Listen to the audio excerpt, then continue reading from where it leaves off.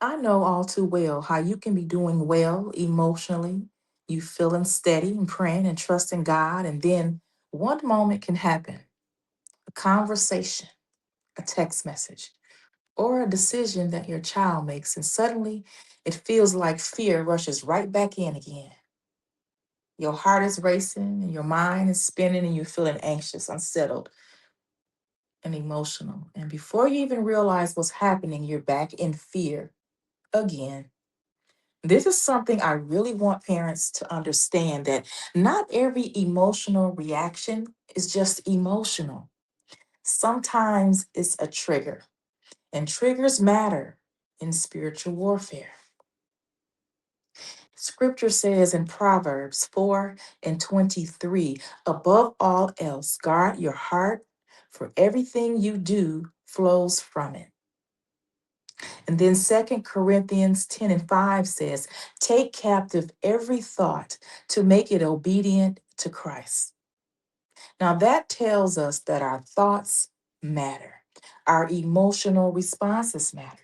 And what we allow ourselves to dwell in matters also. A trigger is something that pulls you emotionally back into fear or panic, hopelessness, trying to control. And the difficult part is triggers can happen fast. Mhm. Maybe your child ignores your call, or you hear something they're struggling with, and or they could say something hurtful and you notice old behaviors resurfacing.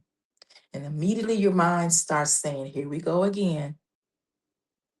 Nothing's changing. Yep. And this is where spiritual warfare becomes very practical, because the enemy often uses emotional triggers to pull you out of peace and trust and alignment and clear thinking. Not everything starts with a huge attack. Sometimes it starts with one emotionally charged moment. And if the enemy can trigger your emotions, he can influence your reactions.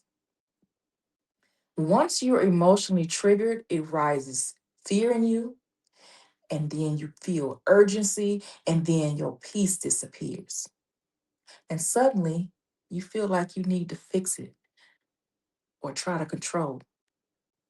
Now, this doesn't mean your emotions are bad. It means your emotions should not become your leader.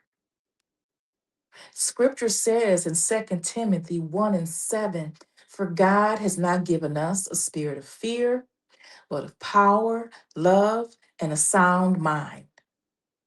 A sound mind stays anchored even when our emotions rise. One of the most important things you can do is notice what just triggered me. Not just what happened, but what shifted inside of me. Triggers want immediate reaction, but wisdom slows things down.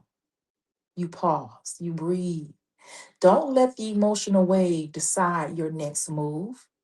A triggered response is usually reactive, but a grounded response is intentional.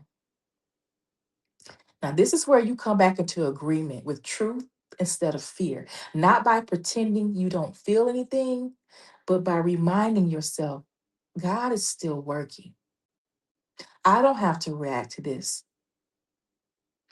There were moments that I had to realize this situation is triggering fear in me right now. And just becoming aware of that changed a lot, because awareness creates space for me to respond differently. The enemy wants emotional instability because instability affects discernment, your reactions, your peace, and trust. But when you learn how to stay grounded emotionally, you stop being pulled in every direction. Just because something triggers you doesn't mean it has to control you. So the next time something hits you emotionally, pause before you follow the fear. Slow it down. Notice what's happening internally and remind yourself, you do not have to surrender your peace every time something triggers you emotionally.